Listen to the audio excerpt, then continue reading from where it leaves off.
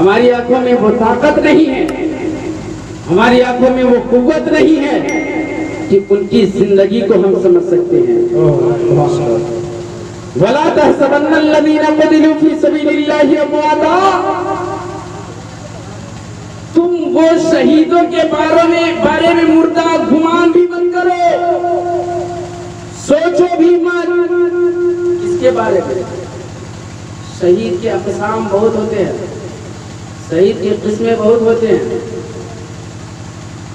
شہادت کے درجات بہت ہوتے ہیں، لیکن جو خدا کی راہ میں، جو اللہ کی راہ میں شہید ہو جائے، قتل ہو جائے، وہ مردہ نہیں ہوتے، اس کی زندگی بہت انمول ہوتی ہے، وہ کامیاب ہوتے ہیں، وہ بغیر حساب و کتاب جنت میں جاتے ہیں، وہ بغیر حساب و کتاب جنت میں داخل ہوتے ہیں۔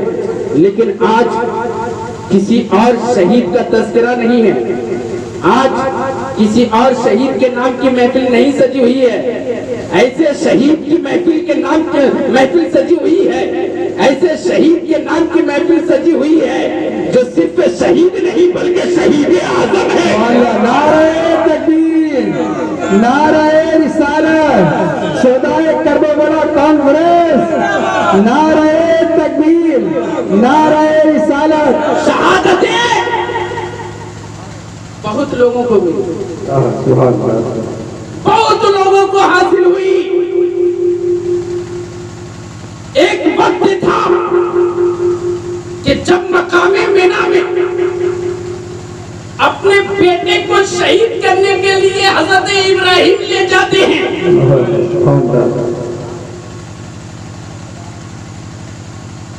اللہ کے قربان نہیں ہوا، گلا نہیں کاٹا، ارادہ تو حضرت ابراہیم کا تھا۔ کیا ارادہ؟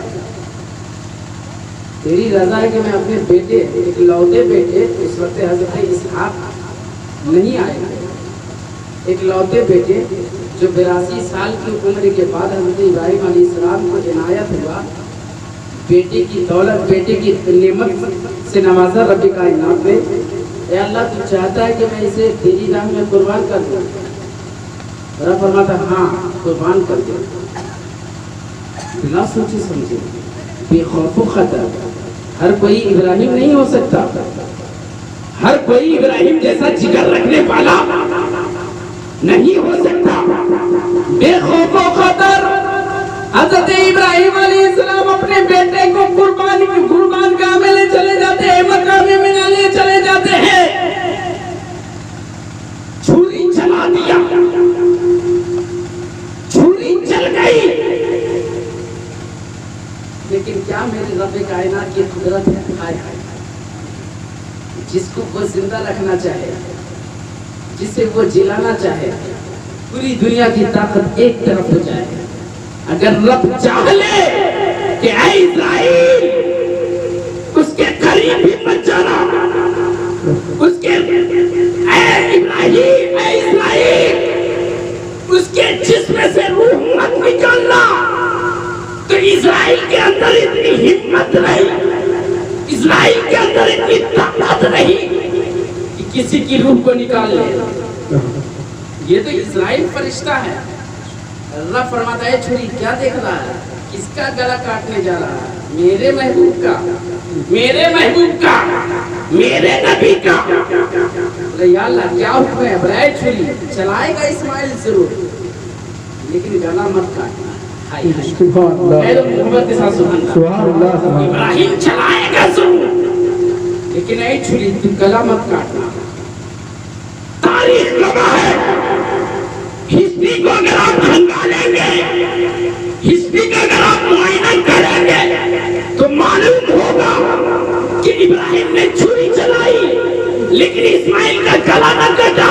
اسی خاندان کا فرزند ہے یہ حسین، سبحان اللہ، سبحان اللہ، اسی خاندان کا نام ہے یہ حسین۔ عراق کے وادی میں حضرت ابراہیم علیہ السلام پہ چھری چلی لیکن شہادت نہیں ملا۔ اپنا یہ شہید، یہ شہادت کا درجہ بنا گلا کٹائے ہوئے اسماعیل کو ملا۔ وہاں سے شہادت چلتی آتی ہے اور یہ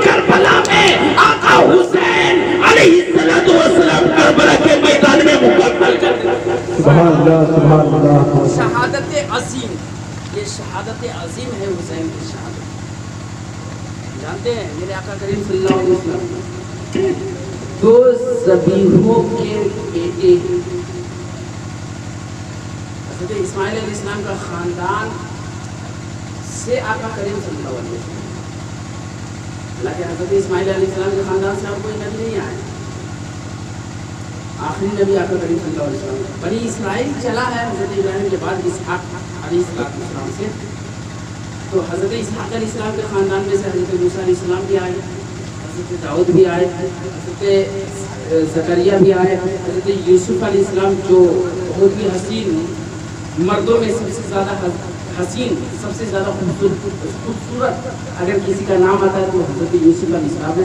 وہ حضرت اسحاق علیہ السلام کے خاندان، حالانکہ حضرت ابراہیم علیہ السلام کے بیٹے ہیں حضرت اسحاق علیہ السلام، تو اس بنسبت حضرت ابراہیم علیہ السلام سے ان کا رشتہ ہے، خاندان ملتا ہے. لیکن حضرت ابراہیم علیہ السلام کے دو بیٹے حضرت اسحاق، جو حضرت ابراہیم علیہ السلام کے حضرت اسحاق جو تھے وہ حضرت سارہ رضی اللہ تعالی عنہا کا بیٹا تھا. حضرت سارہ رضی اللہ تعالیٰ، حضرت ابراہیم علیہ السلام کی دو شادیاں ہوئی.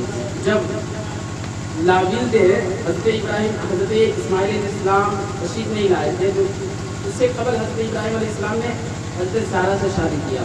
تو حضرت سارہ رضی اللہ تعالیٰ عنہا سے حضرت اسحاق رضی اللہ تعالیٰ عنہا ہے، اور حضرت حاجرہ رضی اللہ تعالیٰ عنہا سے حضرت اسماعیل علیہ السلام ہے. تو حضرت اسماعیل علیہ السلام کا جو خاندان چلا نا تو کوئی نبی پیدا نہیں ہوا. حضرت اسحاق سے تو بہت سارے نبی آئے لیکن حضرت اسماعیل سے کوئی نبی نہیں آیا. یہ آخری نبی آقا کریم صلی اللہ علیہ وسلم.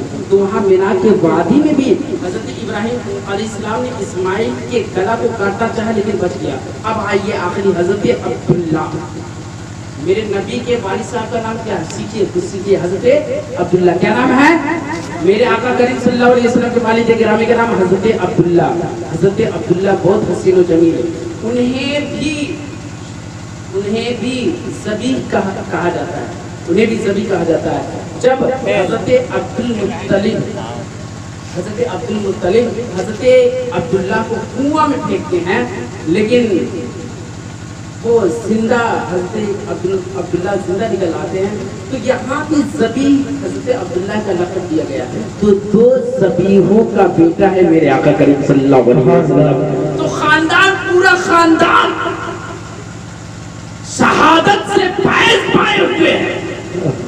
یہ گھرانہ ہی بہت عظیم گھرانہ ہے، یہ گھرانہ ہی ہے بہت اعلیٰ، یہ گھرانے کا نسبت ہی بہت اعلیٰ.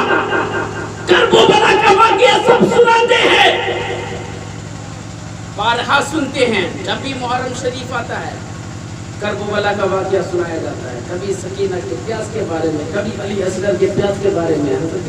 حضرت عباس علمدار، جانتے ہیں حضرت عباس علمدار حضرت علی کرم اللہ وجہ کریم کے بیٹے ہیں. وہ حضرت فاطمہ کے بیٹے نہیں لیکن حضرت علی کرم اللہ وجہ کریم کے بیٹے ہیں. حضرت فاطمہ رضی اللہ تعالی عنہ وصیت کرتی ہیں کہ اے میرے ستاج، اے میرے ستاج، جب میرا انتقال ہو جائے تو آپ شادی کرنا تو بہت بہادر خاندان میں شادی کرنا، جو قوت رکھنے والی خاتون ہو، جو بہت ہی بہادر نام سے جاننے والی خاتون ہو، اسی سے شادی کرنا. حضرت علی کرم اللہ وجہ کریم ایک بہادر خاتون سے شادی کرتے ہیں. حضرت علی کرم اللہ وجہ کریم جب اس بہادر خاتون سے شادی کرتے ہیں تو اس کے بدن پاک سے حضرت عباس علمدار پیدا ہوتے ہیں. حضرت عباس علمدار پیدا ہوتے ہیں. حضرت عباس علمدار کے بارے میں بتایا جاتا ہے کہ حضرت عباس علمدار اتنے لمبے تھے، اتنے اونچے قد والے تھے، اتنے اونچے قد والے تھے جو شبیہ پیغمبر حضرت امام علی اکبر جب حضرت عباس علمدار کے سامنے آتے تھے تو حضرت عباس علمدار اپنے گھٹنوں کے بل چلا کرتے تھے.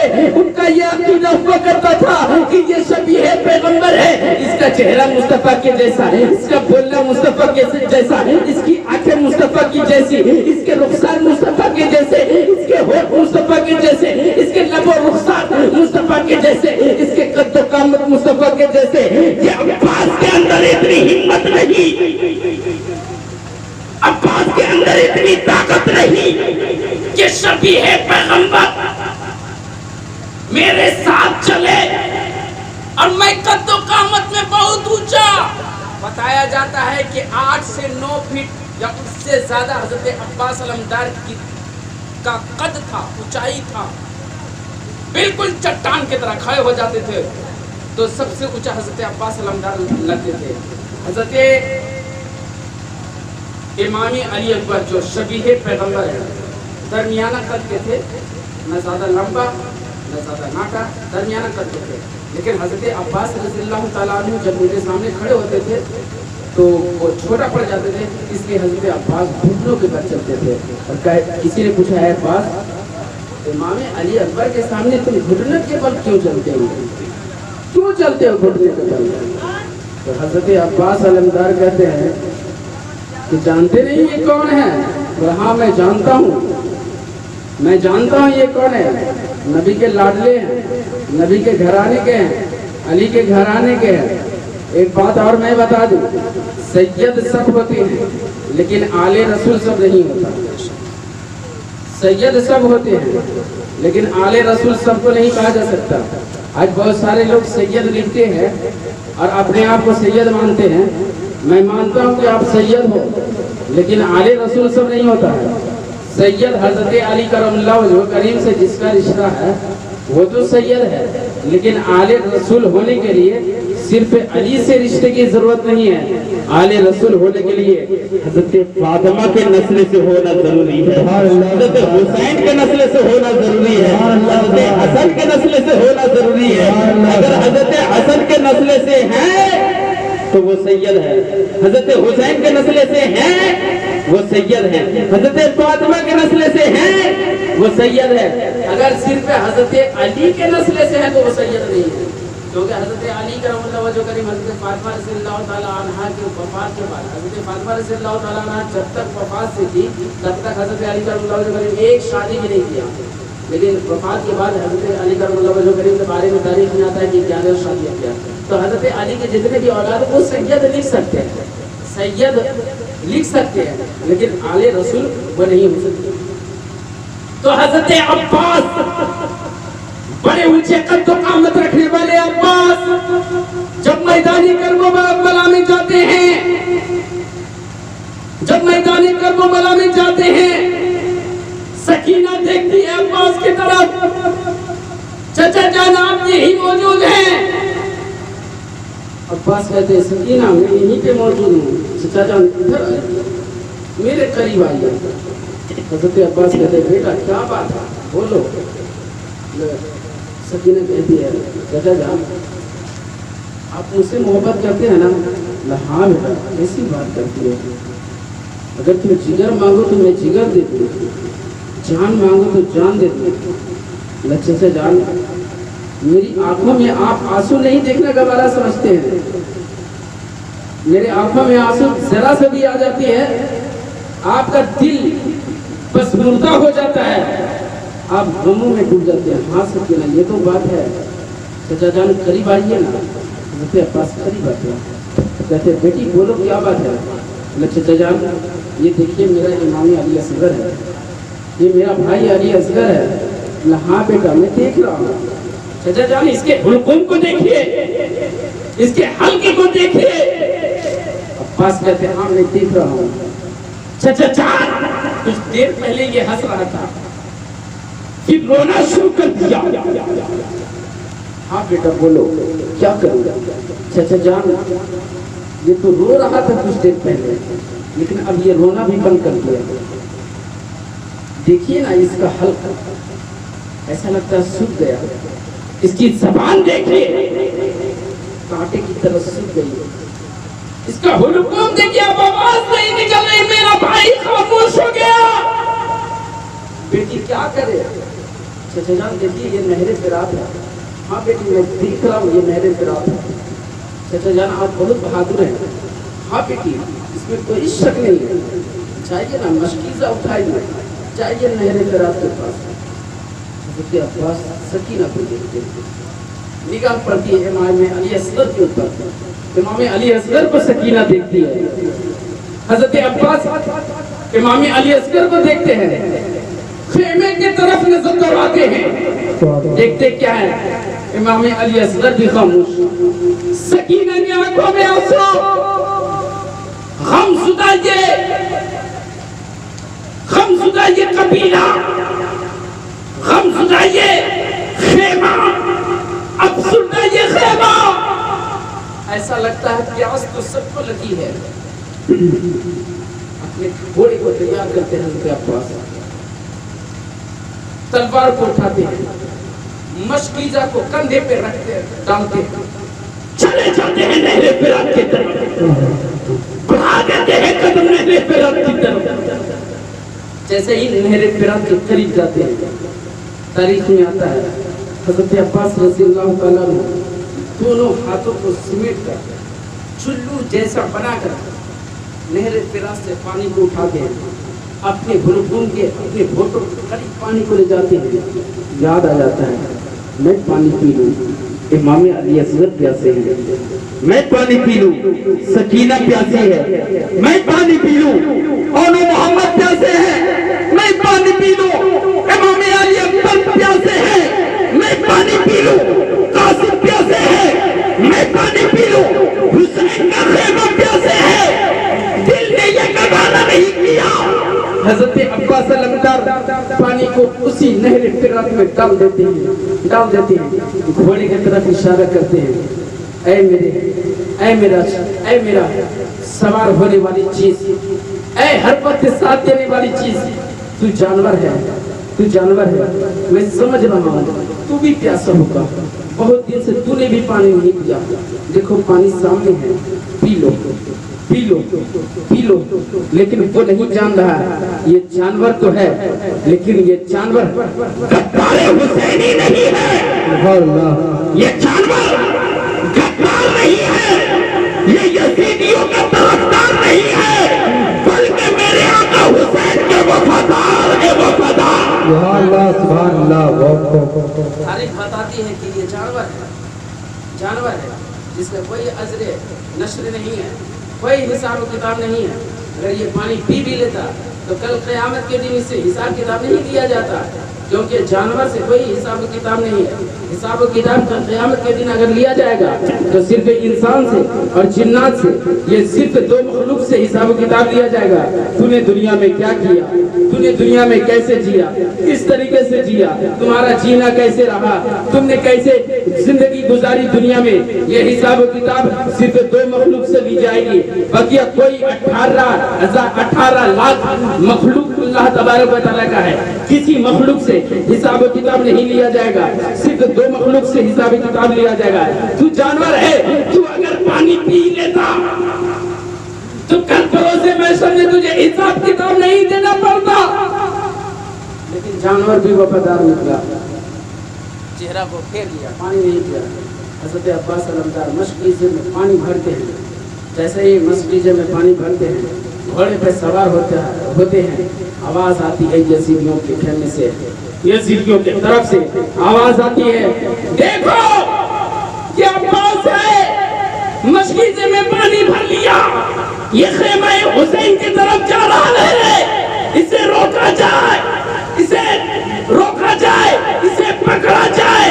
اگر پانی کا ایک قطرہ بھی حسینی خیمے میں پہنچ جائے گا تو کوئی یزیدی یہاں سے زندہ نہیں بچ پائے گا۔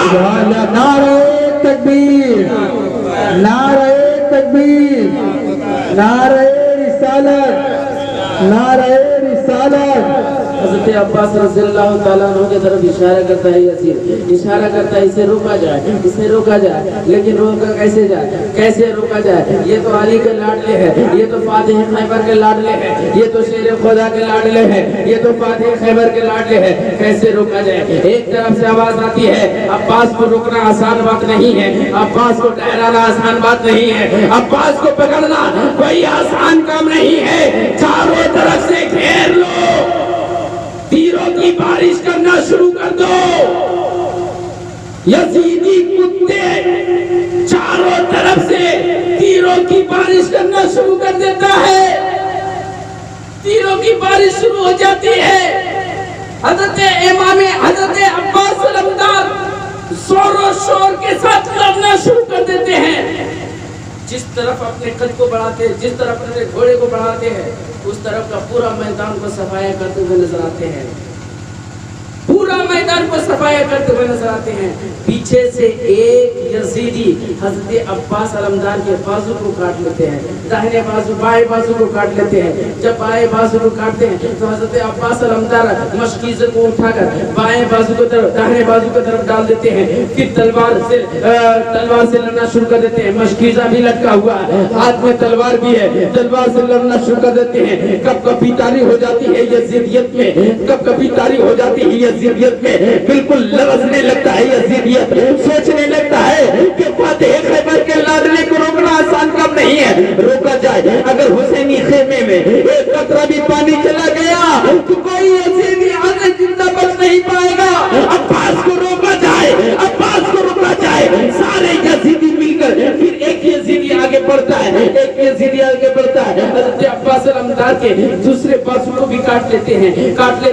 خیمہ حسین کے طرف دیکھ رہے ہیں کہ عباس گھوڑے پہ سوار ہو کر آ رہے ہیں، عباس کے ہاتھ میں مشکیزہ بھی ہے، لیکن کیا دیکھتے ہیں ایک بازو کٹ گیا۔ حضرت عباس دوسرے بازو میں اپنا مشکیزہ کو ڈال دیتے ہیں، پھر خیمہ حسین نے دیکھا دوسرا بازو بھی کٹ گیا۔ حضرت عباس اپنے دانتوں سے دبا لیتے ہیں، اپنے دانتوں سے مشکیزے کو دبا لیتے ہیں، سوچتے ہیں کہ اگر یہ پانی سے بھرا ہوا مشکیزہ خیمہ حسین میں پہنچ جاتا ہے تو امام علی اصغر بھی بچ جائیں گے، حضرت سکینہ بھی خوش ہو جائے گی، حضرت امام حسین کا خیمہ بھی سیراب ہو جائے گا۔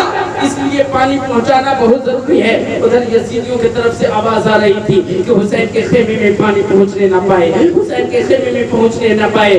اچانک ایک تیر چلتی ہے، ایک تیر چلتی ہے جو حضرت عباس علمدار کے مشکیزے کو چھیدتا ہوا گلے میں وہ تیر پیوست ہو جاتی ہے۔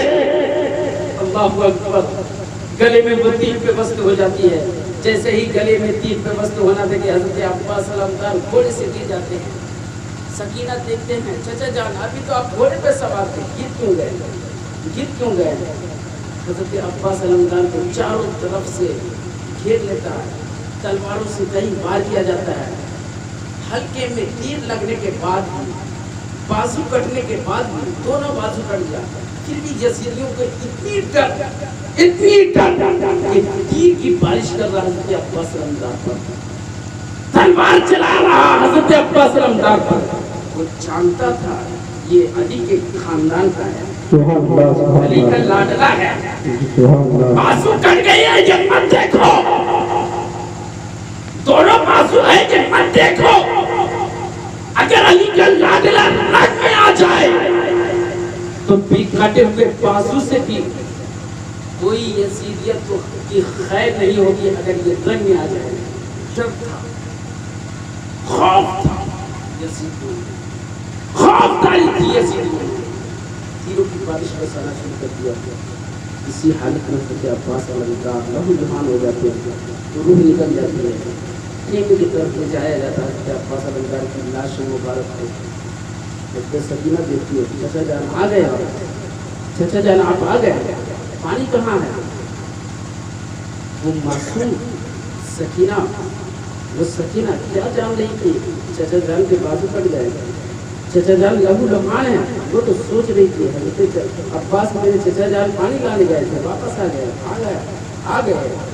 کہتے چچا جان آپ بولتے کیوں نہیں ہیں، خاموش کیوں ہیں، کیا ہوا آپ کو، کہاں مشکیزہ، پانی سے بھرا مشکیزہ کہاں، جلدی لائیے، علی اصغر کو پلانا ہے، مجھے بھی پینا ہے، خیمہ حسین کو بھی پلانا ہے، کہاں ہے پانی؟ سب دیکھ رہے سکینہ کی طرف، دلاسا دے رہی زینب،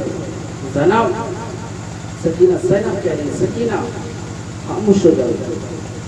سکینہ کہتی ہے کیا ہوا میرے چچا جان کو، کوئی بتاتا کیوں نہیں، کوئی بولتا کیوں نہیں، کیا ہوا، سب خاموش کیوں ہے، کیوں دیکھ رہے سب میرے چچا جان کی طرف؟ سب کے آنکھوں سے آنسو جاتے۔ سکینہ کہتی ہے چچا جان اٹھیے، بولیے تو کچھ، کیا ہوا؟ اچھا ٹھیک ہے آپ اٹھ کر کے بیٹھ جائیے، آپ سے میں پانی نہیں مانگوں گی، علی اصغر کو میں سنا دوں گی، علی اصغر پیار سے جو تڑپ اپنی آنکھیں تو کھولیے، وہ کربلا کا منظر تھا. تو وہ ایسے شہید کے بارے میں قرآن فرماتا ہے کہ جو خدا کی راہ میں شہید کیے جائے انہیں مردہ گمان بھی مت کرو. سبحان اللہ. واقعات تو بہت سارے کربلا کا ہے، اگر سنایا جائے تو راتیں ختم ہو جائے گی، لیکن واقعات کربلا ختم نہیں ہوگا.